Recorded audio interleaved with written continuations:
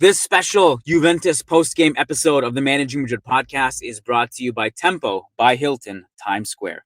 Hey, guess what? The Club World Cup final is in New York on July 13th, and we're going to be there because Real Madrid is going to be in the final. We're counting on it. In fact, we've already confirmed our podcast in New York on July the 12th, which will be hosted at Tempo by Hilton, Times Square, in the very same room that you see on the screen right now.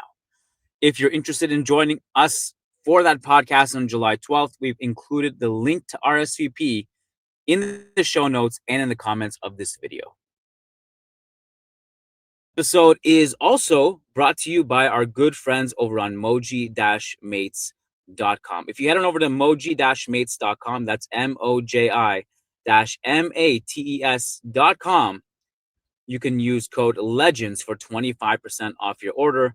And if you go to the Real Madrid section, not only do you get a special Happy Birthday Jude shirt, but also access to a ton of legends like Cristiano Ronaldo, Toni Kroos, and the list goes on. Use code LEGENDS for 25% off at checkout. And finally, we would like to show some love to our presenting sponsor. If you live in Toronto, you want to go over to tacsports.ca and sign up your kids at the best academy in the city of Toronto. They got swimming camps, basketball camps, and footy camps, the best facilities, the best coaching, and the best training in Toronto. Go to tacsports.ca. And with that being said, live from Hard Rock Stadium, your boy Kiyan Sobhani, post-game show coming right up. Nice article in the Managing Madrid blog. Wonderful lads that do a great job there. And worth reading about that man there. Karim Benzema needs to rest, and the numbers reveal why. Times ended up almost looking like a 6-3-1. Some very good writing about that on the Managing Madrid website. First-rate podcast as well. Of course, Fede Valverde was a huge part of the equation.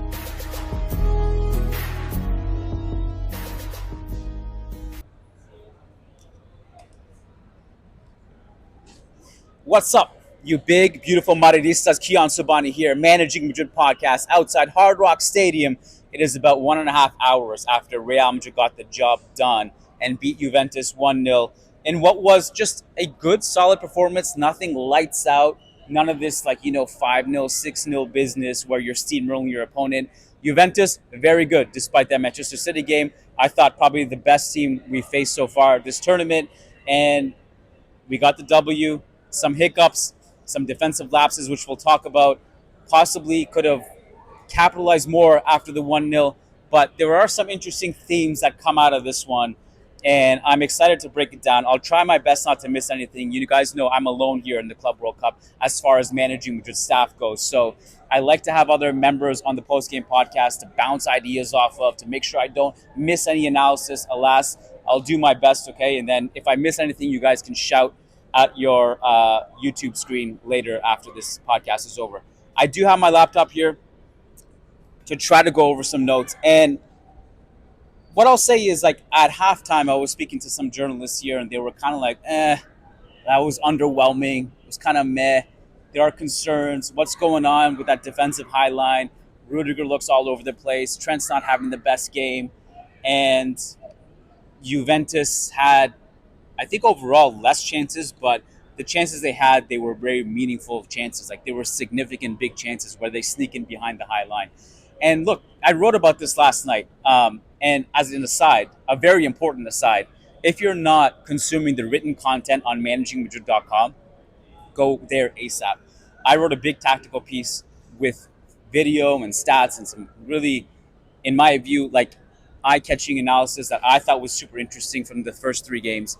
And apart from my work, if you go on managingmadrid.com and look, it's an hour and a half after the game, there's already several pieces up by Mehdi Hassan, Sam Leverage. We got post-game quotes that went up. We got Matt Wiltsey writes some amazing post-game pieces that usually go up the night of or the morning after. So make sure you're on managingmadrid.com, consuming the written content and not just taking in the podcast content. That being said, something I did write about last night was that every team has strengths and weaknesses, right? So with Real Madrid, I think a lot of the good stuff that will come with Xabi ball will completely overshadow some of the weaknesses. But I think an Achilles heel will be that space behind the high line, as is natural. When you do have a coach and a team that emphasizes control and pressing and having a high line, you're going to naturally have a weakness, and that is if teams play through your press, if you have teams who are capable of playing through pressure and have speedy wingers who can get in behind, then you're going to have to weigh those pros and cons and kind of deal with it. The way Xabi Alonso is trying to mask it so far, and look, we're 4 games into Xabi ball. As a reminder, 4 games in to what could potentially be a 5-year, more or less, coaching career at Real Madrid. We're 4 games in, so we really know very little about where this is headed, but we are looking at these encouraging signs and trying to roll with it. And he's saying so many exciting things in the press conferences, and the players are so energetic in the press conferences, and they look like they're kind of reborn here. So there's a lot to be excited about. But naturally, when you do hold a high line and you emphasize control and pressing, you hope that you can suffocate your opponent, you can squeeze your opponent in the final third, and make sure you don't get tested at all. But if you do get tested, there's going to be a lot of onus on the center backs to put out fires, for Courtois to come out of his line quickly, to play an offside trap. So all of that needs to be polished a little bit. I will say, I think for the most part, Real Madrid's press was very good in that first half, especially. The man-to-man high press, and it's really cool to see Xabi Alonso. I don't know if I mentioned this in the post-game podcast last game in Philadelphia, but it's really cool in person to see Xabi Alonso. Man, I don't even need this laptop. I'm going to put it down. It's literally breaking my arm. Just give me a second. It's really cool to see Xabi Alonso in person, just kind of playing PlayStation and constantly pointing at people where they need to be. There isn't a second that passes where he's not instructing someone to do something. And those are kind of the cool things you don't necessarily see on TV. Don't get me wrong, on TV, I often appreciate watching those games because you get a better analysis in terms of what's going on. There's replays, although replays in the US stadiums have been pretty solid. But generally speaking, like when you're watching in the stadium, you don't always get the full context. Like what's going on? Is it a VAR review? Is there, can you show us a replay? Was it a handball? Was it a foul? Like we didn't see Gonzalo Garcia's double touch goal, for example, in that first game until later on, a few minutes later. So there's all those little things that you miss being in the stadium, but you get some great insight when you're in the stadium in other ways, like seeing some of the off-ball mannerisms of the coach or the body language of the players off the camera. And nonstop, Xabi Alonso was basically pointing, you here, you here, you here, man-to-man press, high on goal kicks. Anytime there's an opposing goal kick, he's literally pointing, you here, you here, you here, until everyone's in position. And if there's like a transition attack, he'll tell Vinicius, hey, like you can pull it back. You guys pull the line higher. It's just constant, okay?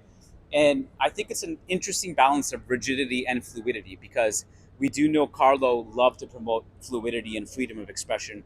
With Xabi Alonso, there is an element of that, but there's also a lot of constant instructions on the positioning of the players, but also what you're supposed to do in the build-up phase. And in the first half, despite it being kind of, as I mentioned earlier, talking to journalists at halftime, there were patient build-up sequences that on the surface kind of looked boring, but there was a method to it. Juve are playing in this organized low block, and they're trying to hit on the counter because they know Real Madrid are going to control the game and they're going to play a high line, and that's how they want to exploit it.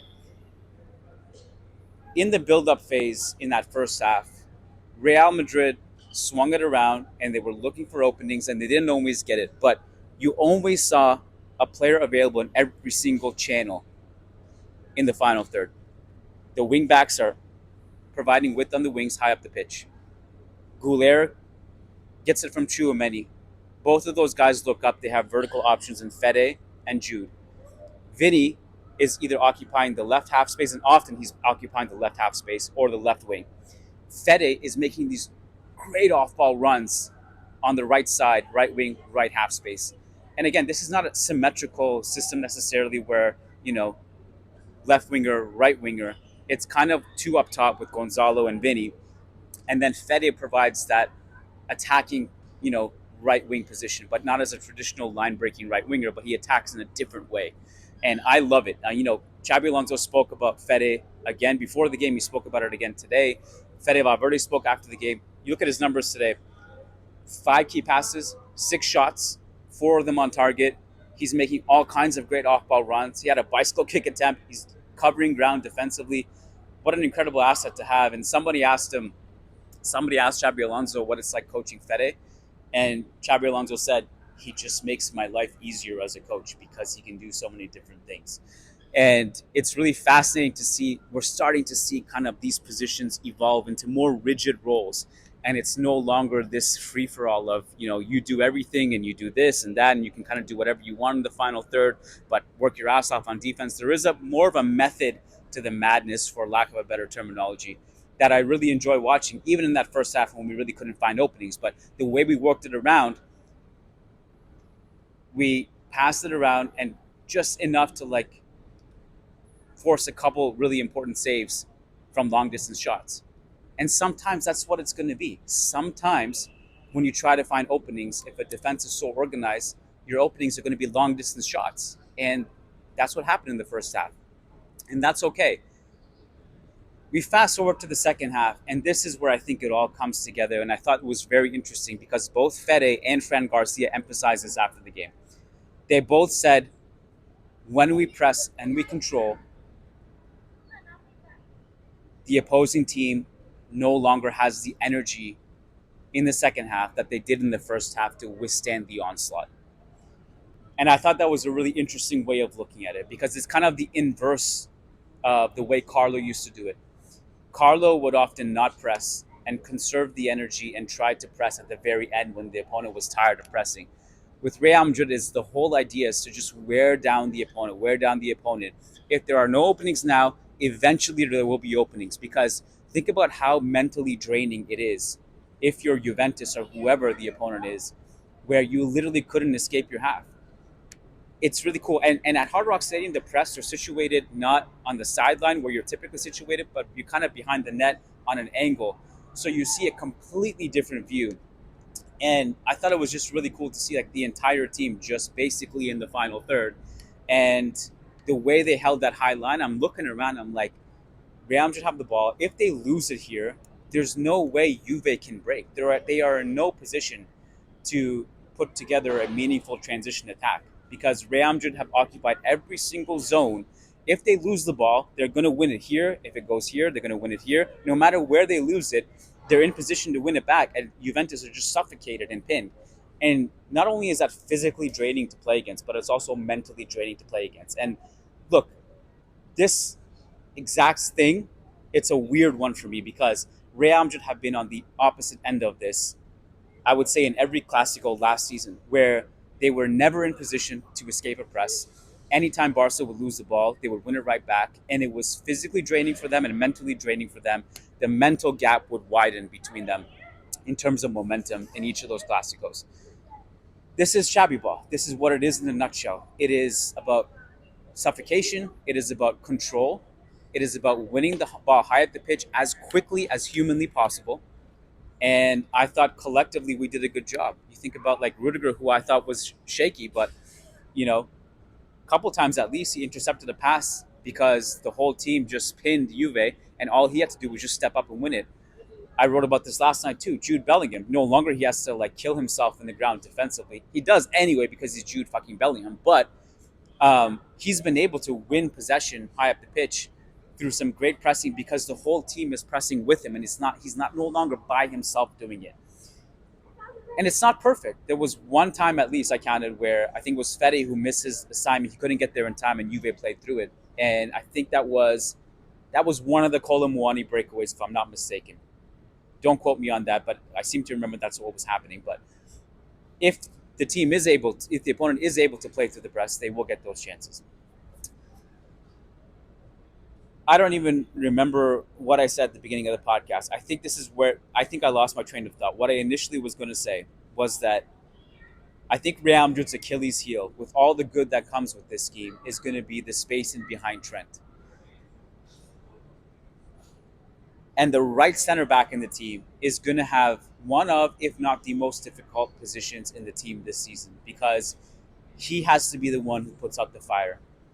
And I'm going to give Rudiger a pass because he's been out for so long and these are his first few minutes. I mean, obviously he played in Philly and he's just starting to find his feet. So Rudiger needs to improve as the season goes on. But whether it's him or Asensio, and Asensio I think is actually a very good firefighter, but also he has to deal with the aggressiveness that he has, and obviously we've documented that in the first couple of games.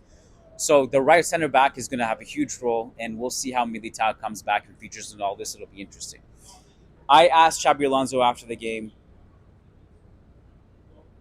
about the importance of Tchouaméni because between him and Goulet, those two are going to have the most touches on the ball in any game if they're playing. Tchouaméni is the first person in the build-up phase, then it's Goulet, and they kind of interchange sometimes. Tchouaméni has the added responsibility to organize the back line, which is difficult to do, but in some ways he's built for this because his bread and butter is getting the ball, and he has a ton of options to pass it to vertically. And you saw that today. You'll see it in many games coming up. I asked Xabi, is there anyone else in the squad who can take that role? And I really wanted him to drop names, but he didn't. And I understand why. Because I was thinking, like, in years past, the backup pivot, single pivot, has been Camavinga. And I don't know if I personally, again, I'm not an expert like Xabi Alonso, so I'm just curious. I wanted to ask him about this. If it's Camavinga, I don't really see him in that role. I don't know if I necessarily see him as the guy who can drop in between the center backs and play that anchor position in a three-man back line. And if it's not Camavinga, who is it? So Xabi Alonso didn't drop names. He just said that, look, it's not going to be Tchouaméni all the time. No one can play every single minute. This is the World Cup. This is a completely different context of the season coming up. It may change. I don't know. He said we'll have to find solutions for that. So he didn't drop any names. But I'm curious because I'm looking around at the squad. Tchouaméni is such a pillar in this team in the way this system is set up that I don't really know if there's another profile in the squad that can do what he does. And I'm just going to flat out and outright say it. I don't think there is anyone else in the squad who can do what he does right now. So I'm really curious how that evolves. Obviously, I'm very curious to see how the team will also line up without Jude Bellingham for the first couple months of the season, but we can cross that bridge when we get there. Vinicius, I thought was excellent. I thought his decision-making was quite good tonight. And was he beating 3-4 players at a time and scoring golazos? No. But I thought the way that he was a thorn in Juve's side, especially in that second half, was really good. Fede played some incredible long diagonals to Vinny. And the team, especially after Gonzalo Garcia scored the opening goal, the game opened up a little bit and we started to have more transition attacks and more space opened up. And we got Vinny in stride in the left wing. And he always had 3-4 players marking him. And the gravity that he brought with those three players was super important because you think about his cutback to Trent Alexander-Arnold where Trent just skies it, or the ball he had to Mbappe in the box. He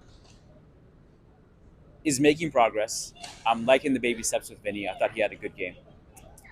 Gonzalo Garcia. How many times are we going to talk about him? I hope forever, because every single game we're rolling up in the post-game podcast and just waxing lyrical about this dude. I don't know what else to say about him that I haven't already said. If I keep analyzing Gonzalo Garcia, you guys are going to just think I'm some broken record who just spews the same stuff every post-game podcast. But it's the same stuff. I don't know why we didn't realize he was an aerial threat to begin with. He was very clearly an aerial threat. He's not an 8-foot, behemoth like a Budimir. Who cares? He is good in the air. He's still a target, and he can do a million things more than someone like Budimir. So just roll with this Gonzalo Garcia thing. Trent, I don't think was at his best. For what it's worth, he had a great cross to Gonzalo Garcia, who met that beautifully. And it's so awesome to see Gonzalo Garcia get now worldwide recognition. Before it was like the handful of Castilla watchers pushing the agenda.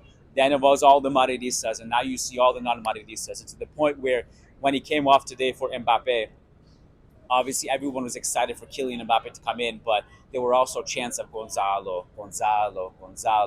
in the stadium, and to see that recognition was super cool. So Yeah, New York next. I got to figure that out. I'm not entirely sure how I'm going to get there, but or any of those logistics. I think one of the challenging thing about this tournament is if you're a journalist is like you just never know how to book things logistically, and it's kind of a nightmare. But this is my first experience covering a tournament like this, so kind of learn as you go. And I think we got to figure out a way to get to New York. I don't know if necessarily I'll be there for the quarterfinals, but for sure I'll be there after that. And I'm just going to skim my notes to see if there's anything else I want to talk about. Oh, I mean, I don't know if I mentioned him, but Goulier I thought was great again. I thought there were a couple moments today where he could have been better defensively, and I think he's been pretty solid defensively in these first three games, but there were a couple times he was blown by a little bit too easily, and Fede Valverde covered up for him. But on the ball, Goulier was awesome. Um, yeah, this is the part where you guys can feel free to shout at me all you want for missing something. Fran Garcia, the fight. Um, Not a perfect game from Fran Garcia, but he did have some good step up interventions, and he is a fighter. And I actually think he said that in the post game. He said that like this system suits me because I can bring my energy into the final third and help win the ball, and that suits his game, I guess, which makes sense. This is the thing about Xabi Alonso too. Like he is getting the best out of these players, where I don't think that was happening previously. Yeah, I'll leave it there. Um, I'm gonna upload this podcast, keep you guys updated on New York. If you guys want to see us in New York on July 12th, do that ASAP by RSVPing. Link is in the show notes. I'm gonna drop it in the comments in the show notes. Just click on it. It's the day before the Club World Cup final. We're doing a podcast. I'd love to meet you guys. You guys get to meet other Madridistas. We get to hang out. We talk about Xabi Alonso and other things. Whatever you want to talk about, we'll talk about it. I just got confirmation from the OG Gabe Lesra, who will be there.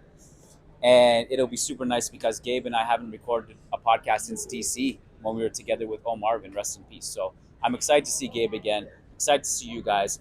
If you're a member, you get Madrid Mornings episode tomorrow. So all members get bonus post-game analysis the day after the game. Go to patreon.com/managing Madrid, or if you're on YouTube, simply hit join underneath the YouTube. I'm fried. The YouTube video, there's a button called join if you're on desktop, and if you don't see it, just hit join on the YouTube memberships tab on this channel. I'm gonna go eat, get some water, and it was an honor. Kiyan Sobhani signing off.